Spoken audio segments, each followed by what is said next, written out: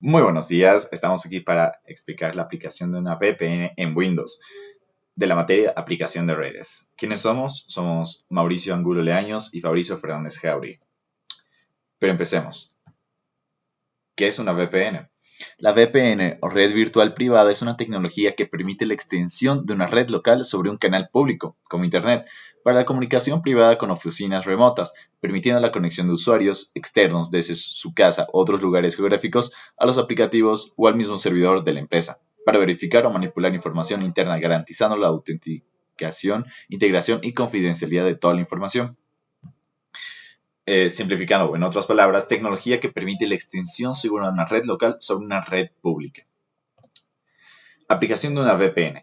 El objetivo principal de una VPN es conseguir una red a un costo asequible en infraestructura, mantenimiento y seguridad para toda la información transmitida, permitiendo la conexión entre distintas sedes, eliminando la necesidad de utilizar líneas dedicadas entre dos puntos que son de un costo elevado. Una de las aplicaciones más comunes y frecuentes que están comenzando en estos días es la utilización de una VPN para acceder a contenido limitado o restringido geográficamente, ya sea como Netflix o como Amazon. Tipos de VPN. Los tipos de VPN tenemos dos. El acceso remoto, que básicamente es el acceso desde un dispositivo móvil o no estático, ya sea un celular, un iPad, hacia este servidor VPN.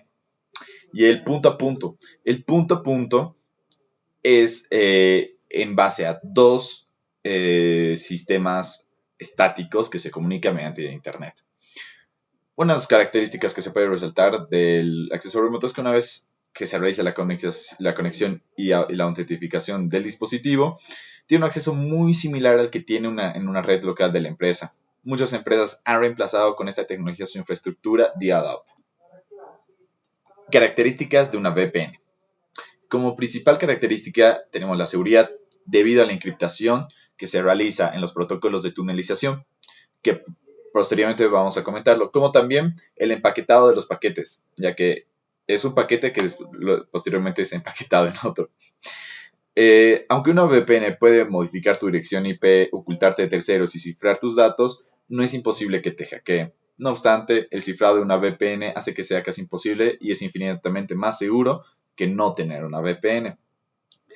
La autentificación. La VPN es capaz de verificar la identidad de los usuarios y restringir el acceso a la VPN a aquellos usuarios que no están autorizados. Además, muestra registro estadístico que muestra quién tuvo acceso a cuál información y cuándo. Muy importante para una empresa cuando ha ocurrido una violación de seguridad. Confidencialidad. Hace que los paquetes sean fiables, permitiendo que solamente el emisor y receptor legítimo del mensaje puedan ver y leer este mensaje. Esto se debe a los protocolos de tunelización, ¿no? El VPN se basa en un protocolo de túnel que cifra los datos que son transmitidos desde un lado de la VPN hacia el otro. Posteriormente tenemos la integración de la información, ya que de acuerdo a sus protocolos y la forma en la que es estructurada, asegura la integridad de los datos para que no sean alterados.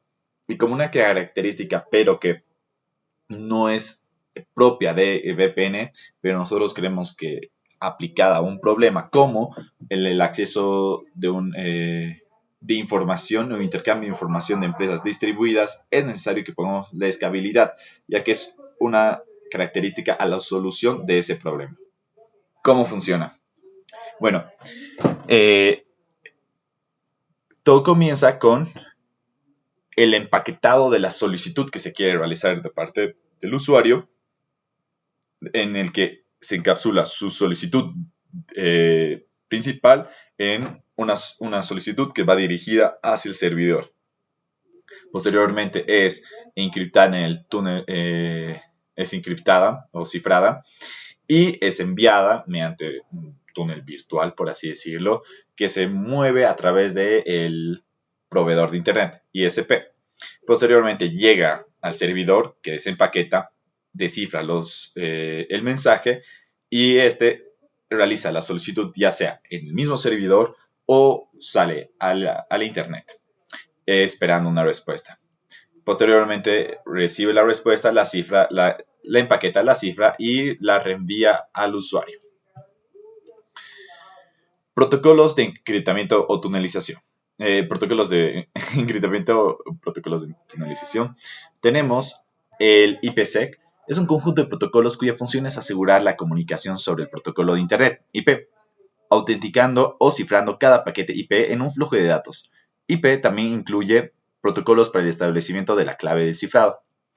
Tenemos también PPTP, que es el primer protocolo de tunelización que se realizó para este tipo de tecnologías. Es un protocolo desarrollado para implementar redes privadas o virtuales, o VPN, Point-to-Point Tunneling Protocol, y sus siglas en inglés, permitiendo el seguro intercambio de datos de un cliente o servidor formando una red privada y virtual. Aunque tiene muchos riesgos como potencial fugas, se lo utiliza cuando se quiere dar una priorización a la velocidad. Posteriormente tenemos L2TP. Utiliza PPPP para proporcionar un acceso telefónico que puede ser dirigido a través de un túnel por internet hasta un punto determinado. L2TP define su propio protocolo de establecimiento de túneles basados en L2EF. Después tenemos Radius, es un protocolo de autentificación y autorización para la aplicación de acceso a la red móvil IP. Posteriormente tenemos OpenVPN, que es uno de los protocolos más usados. Es un protocolo de código abierto que utiliza el cifrado basado en los protocolos OpenSSL y SSL versión 3 /TL versión 1. Y por último, el IKEF versión 2. Es un protocolo que utiliza IPsec para encriptar los paquetes de datos, aunque de una forma más simple para mejorar la velocidad de los mismos. Este establece asociación de seguridad entre los puntos de transmisión. Vale la pena recalcar que, aunque algunos son de capa 3 y otros de capa 2, se pueden combinar para aumentar, digamos, el cifrado. Aquí tenemos una tabla en la que podemos ver cuáles son algunas de las características de cada uno de estos protocolos, en qué son buenos y en qué no tanto. Como pueden ver, de acuerdo a NordVPN, donde se pudo sacar esta imagen, recomienda que OpenVPN es el más seguro y tiene todas sus características positivas, ¿no? IPsec o IKEF, ya que IKEF se basa en IPsec, como pueden observar, es considerablemente bueno y recalca su estabilidad, ¿no? Entonces podemos recomendar que estos dos protocolos serían los ganadores. Riesgos a considerar al aplicar una VPN. El primero es la autentificación del usuario, ya que si el usuario pierde o se le roba sus credenciales, la seguridad y la encriptación de todo el sistema ya no tendría sentido porque este usuario tiene los permisos para poder actuar, ¿no? También un buen funcionamiento y adecuado distribución de la red LAN para evitar colisiones de los paquetes. Implementar el mismo protocolo entre el servidor y la computadora para poder asegurarnos, ya que como la comunicación, los protocolos sirven como es una comunicación entre las distintas capas, el tener en una distinta haría que no se comuniquen de forma adecuada. Configuración inadecuada del servidor es otro de los problemas que suele suceder. Y por último, la mala implementación del cableado. Ya puede ser un cable doblado o un cable con defectos. Ahora, entendemos que toda esta teoría puede ser un poco pesado si no llegamos a ver su aplicación en un caso real. Caso real, entre comillas. Aquí les presentamos un caso en el que la empresa de autos con sede en Santa Cruz cree que sus correos han sido vulnerados y requiere transmitir información vital de forma segura y que el envío y recepción de los datos sean en tiempo real con la sucursal de Cochabamba. Se opta por usar una VPN, ya que opciones dedicadas como punto a punto, RDSI o Frame Relay son muy costosas. Se ha optado por ir por una VPN. Otra de las razones por las que se puede elegir una VPN es un sistema fácil de uso para los usuarios locales y externos, ya que solo requiere una autenticación y validación de datos para poder ingresar a la información de la empresa, lo cual no generaría un mal uso o fallas del sistema, reemplazando las antes mencionadas soluciones que son costosas.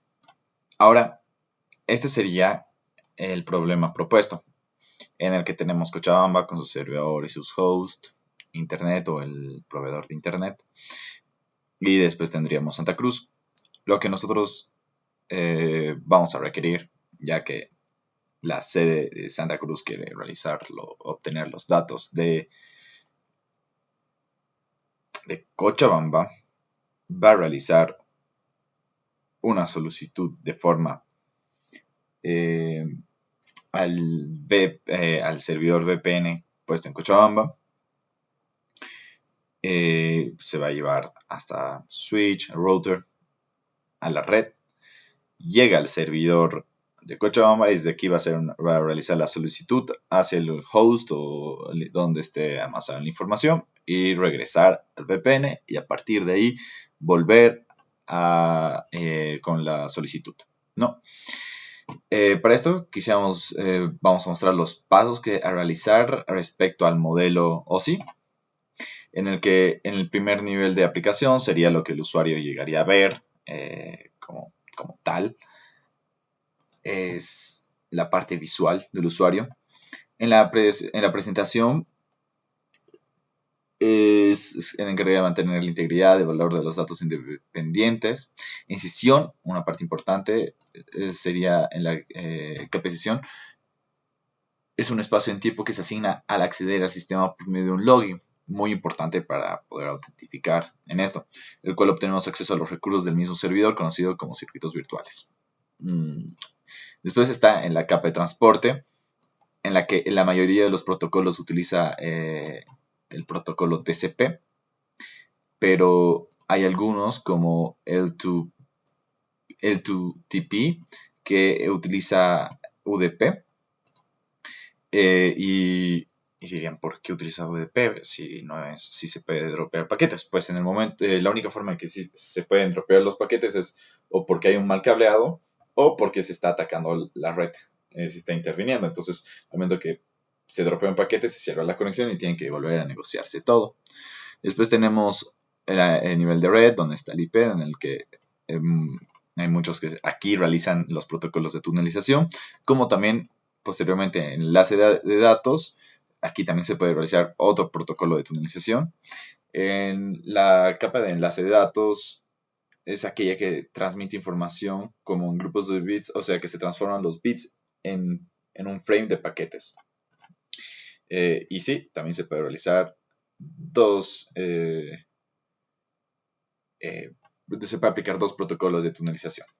Y al final el nivel físico, que es el que se transmite en forma de señales, ya sea en señales magnéticas, lumínicas o electromagnéticas, o en otras, como etcétera, ¿no?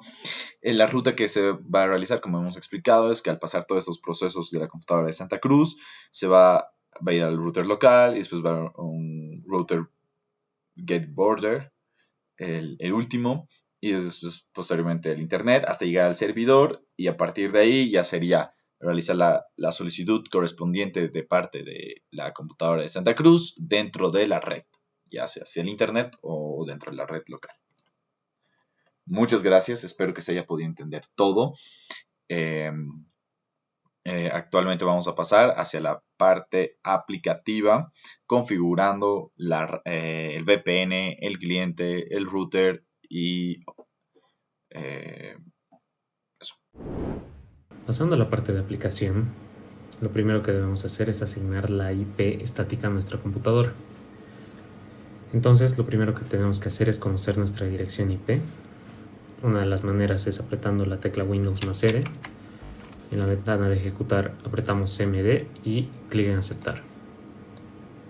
Escribimos el comando ipconfig y tenemos lo que es nuestra dirección IP, la máscara de subred y el gateway predeterminado.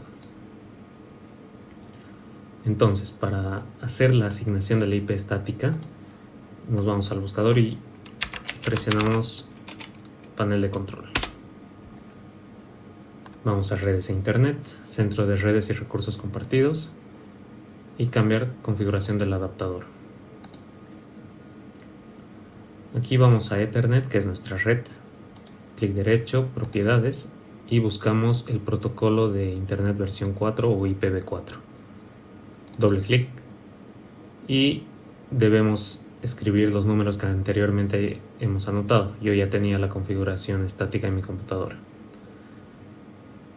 Clic en aceptar, aceptar y esa sería la primera parte.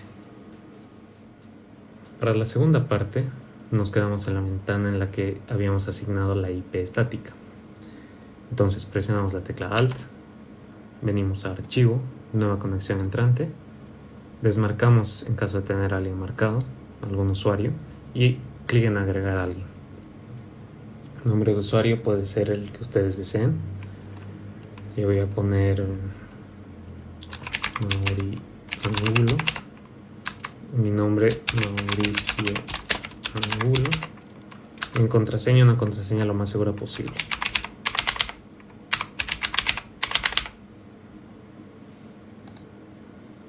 Aquí se nos marca, hacemos clic y siguiente.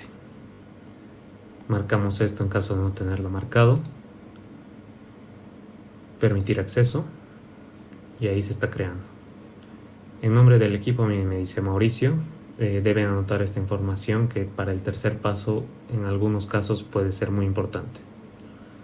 Clic en cerrar y vemos que la conexión se ha creado aquí. Entonces ya tenemos nuestro servidor montado. El siguiente paso es configurar el router para abrir el puerto 1723 y no tener problemas al momento de la conexión. Entonces aquí en un navegador deben poner su dirección de gateway, que en mi caso es 192.168.1.1. Aquí les piden las credenciales que generalmente están debajo de su router en una pequeña cinta. Yo aquí ya la tengo guardada y hacemos el login. Una vez hecho el login, debemos ir a port forwarding en mi caso. En casos de router Huawei, por ejemplo, dice port mapping, como aquí, pero sin el protocolo UPnP. Entonces, port forwarding. Y aquí debemos empezar a llenar los datos. Se marca la casilla enable, name, el nombre que ustedes quieran darle. En mi caso voy a poner VPN App Redes. Protocolo se debe elegir el TCP y el UDP. Estos dos se dejan en blanco. Aquí se pone el puerto, que es el 1723, que ya mencioné anteriormente. Aquí se pone nuestra dirección IP, la que anotamos ejecutando el comando ipconfig. Y aquí también se pone el puerto 1723. Se añade y aquí vemos cómo se guarda. Esa es la configuración del router y ahora pasamos a la del cliente. Pasando a la configuración del cliente, yo en mi caso tengo el cliente en una máquina virtual. Entonces voy al buscador, panel de control, redes e internet, centro de redes y recursos compartidos. Aquí debemos configurar una nueva conexión o red. En este caso, conectarse a un área de trabajo. Configurar una conexión de acceso telefónico o VPN. Siguiente, usar mi conexión a internet. Y aquí anotamos la dirección IP de nuestro servidor. Crear.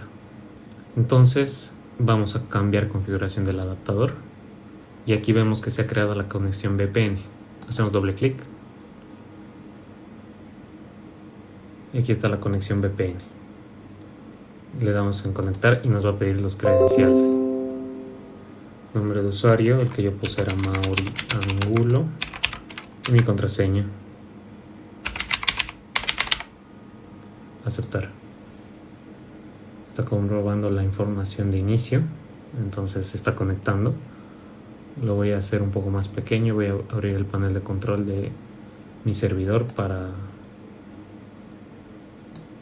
ver la conexión. Y ahí está, conexión VPN, hay un cliente conectado, entonces la conexión es exitosa. Aquí se puede ver. Como se puede observar, tenemos la conexión establecida. Aquí está el servidor y aquí está el cliente.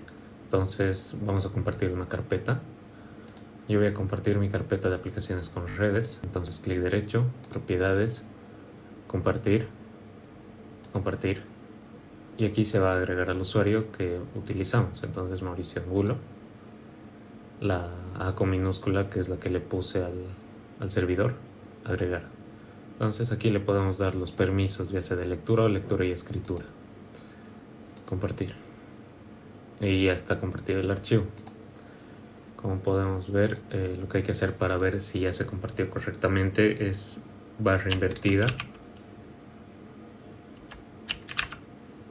2 veces y nuestra dirección IP del servidor. Aquí está la carpeta.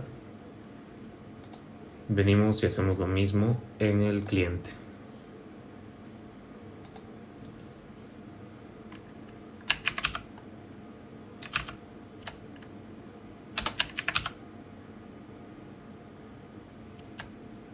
El comando para ejecutar barra invertida, en caso de que no sepan, es Alt más 92. Y aquí está la dirección IP. Y como se puede ver, aquí está la carpeta compartida con los mismos archivos. Es cierto que estamos en una red de área local, pero al hacer esto estamos en el túnel del VPN, entonces estamos con los servicios que nos brinda una VPN, que es cifrado, encriptación, seguridad. Y eso sería todo. Muchas gracias.